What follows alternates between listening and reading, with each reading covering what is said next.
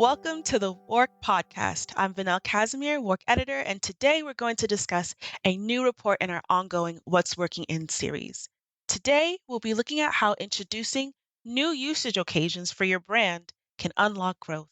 And joining me is Anne-Marie Kerwin, WARC America's editor. Anne-Marie, welcome to the show. Glad to be here, Vaniele. This report is our latest in a series that brings together successful case studies demonstrating a strategic approach. And we're highlighting new usage occasions because even in tough economic times when consumers are more price sensitive, brands are still expected to demonstrate growth. New usage occasions can be one way to mitigate these challenges. Can you elaborate on why this strategy can be a boon for brands today? Of course. So, new usage occasions aren't just about incremental sales, although they can drive significant sales for a brand, but they also can achieve significant increases in brand equity, ultimately, what helps to drive growth. So, in today's climate, consumers, as we know, are more nervous about parting with their money.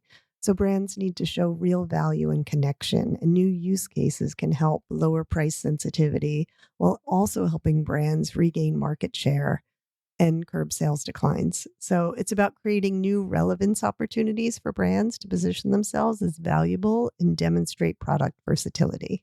Right. It's a perfect opportunity for brands to really spark new growth. And new usage occasions can lead consumers to think of your brand or service in a new light or reconsider a brand they might not have thought of in a while. The report organizes its findings in four key themes. And the first one is about leveraging the potential of festive moments. Why are celebrations and holidays a good moment to introduce a new usage occasion? So holidays are inherently celebratory, and celebrations are a time when consumers are typically more prepared to spend, especially since gifting is, central to so many like Christmas and Diwali. So by linking your brand to these moments, you can create positive associations and can even establish new traditions or rituals. So if you do this successfully, you can become a favorite must-have item for that occasion, but there is a danger of becoming too entwined with a certain holiday, and that may require new thinking from a brand. Can you give us an example of a brand that has done this? Sure. So, a great example of this is Campbell's condensed soup. And this is an example of a brand that was sort of too entwined with one holiday occasion. So, for years, it's 42% of its annual cream of mushroom soup sales were tied to this dish called green bean casserole, which is a popular and enduring recipe in the US for Thanksgiving. So, Campbell's was already locked into this holiday and had that association, but it was only for this one dish. And what they realized is that as millennials were taking over the generational cooking and becoming the holiday cooks, this association with green bean casserole was waning, and the next generation wanted to put its own stamp on the holidays. So Campbell's launched a campaign celebrating sides. It was all about side season to showcase new holiday side dishes that used other flavors of their condensed soups. So they were demonstrating versatility beyond just green bean casserole. The campaign included social posts showing off the new recipes and even an introduction of a storage dish that you could give your guests to take sides home with them. So from social listening, what they discovered is a lot of people, yeah, they were kind of excited about the turkey dinner, but what most excited them about the turkey dinner were the sides. So that's why they started putting the emphasis on the side dishes. So the campaign cut through the noise, it reversed a sales decline and achieved the highest holiday sales consumption in 5 years with a 9% increase year over year.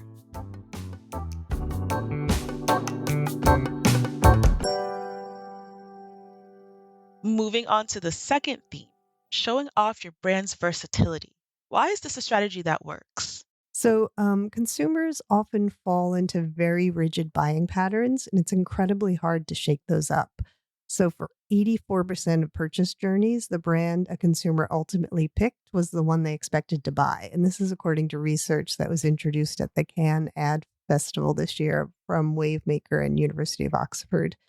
And what that means is consumers' decisions are effectively predetermined by brand building initiatives before they enter the market. And many brands can become associated, like Campbell's, with one specific task or one recipe or one season. So, by demonstrating fresh ways to use familiar products, a brand can show how they can add significant value to consumers' lives. So, this means challenging existing perceptions about your brand and giving consumers new incentives to consider your product. Right, right. Bailey's is one brand that is often held up as an example of how to change perceptions of its brand. How did they achieve this versatility? As you said, Bailey's is an excellent illustration of overcoming seasonal reliance. So between 2008 and 2015, the brand just saw significant sales declines and was heavily reliant on Christmas sales and through that one season offering heavy price promotions during Christmas.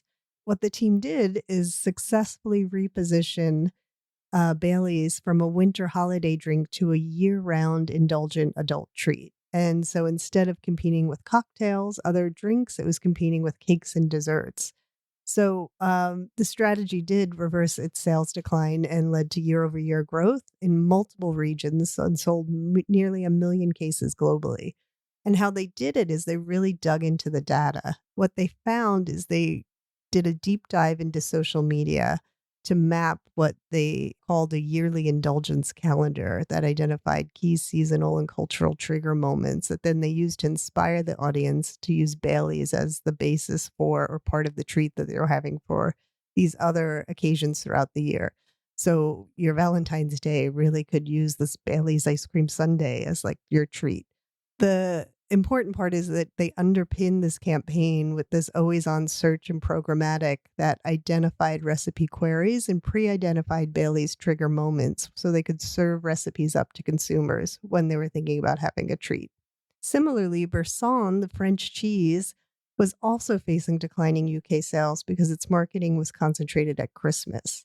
So, what the team did was successfully deseasonalize their brand and positioned it also as a year round indulgent treat. And they did this by targeting food enthusiasts through social media. They managed reversing the decline. The UK volume sales increased by 69.9%, which is pretty impressive. And what they recognize, what like Bailey's, there are these moments throughout the year where people are looking to treat themselves. And both these brands use this as a jumping off point to remind consumers that their brands would satisfy that urge way beyond Christmas parties. So for Bailey's and Boursin, the problem was that consumers had really locked them into that one particular season. Exactly. And sometimes the problem is that not enough consumers are familiar with your brand. Talk to me about what Heinz did in China to introduce the ketchup uses there. Heinz in China is a great case study for understanding how to solve a cultural problem. So, ketchup penetration was low in China because many consumers weren't even sure how to use it in their cuisine. So, what Heinz did is they set up this idea of like you dip into Heinz. So, they encouraged consumers to share social stories about what they were dipping in their Heinz ketchup. And they also hosted a dip street festival. And so, this helped combat the perception that ketchup was purely a Western product. So, by encouraging eaters to dip certain foods in ketchup, it gave people new ideas for when they might need to have ketchup on their tables. And of course, the Dip Street Festival offered lots of bites that went well with the dip in ketchup. This led to a market share increase of 29.8% and significant spikes in e commerce sales and keyword searches on online platforms. So it shows how addressing unfamiliarity can raise brand consideration and integrate new usage for a brand.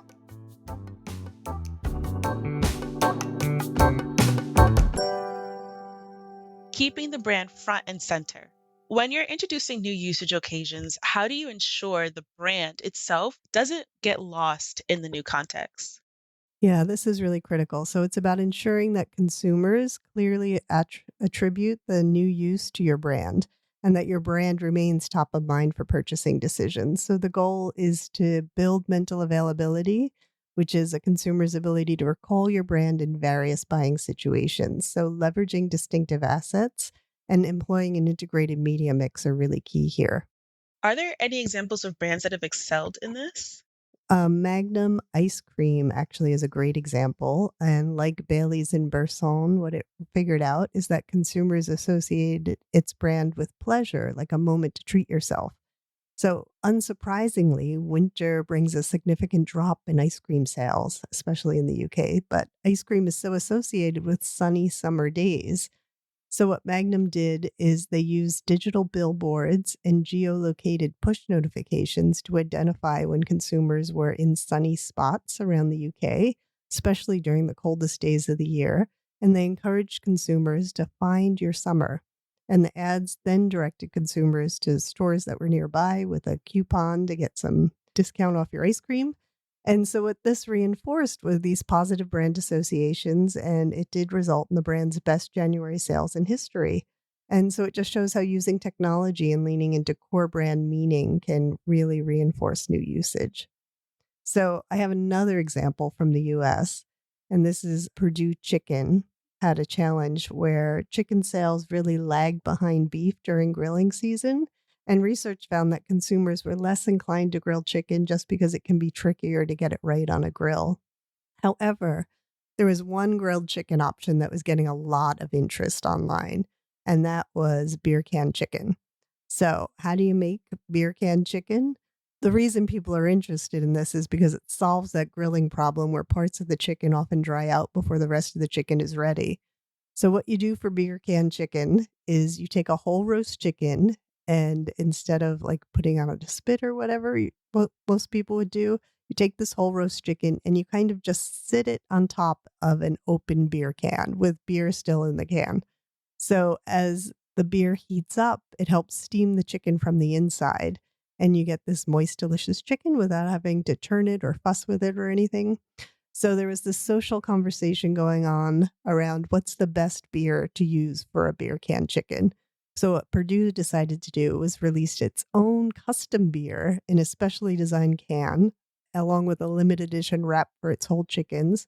The beer included a flavor profile that complemented the chicken and also side benefit. It tasted pretty good too.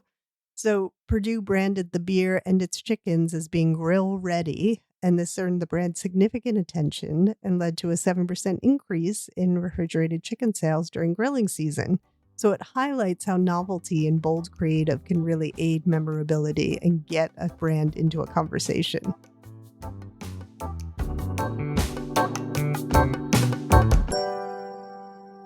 Our final theme today, Anne Marie, is about tapping into the power of ritual.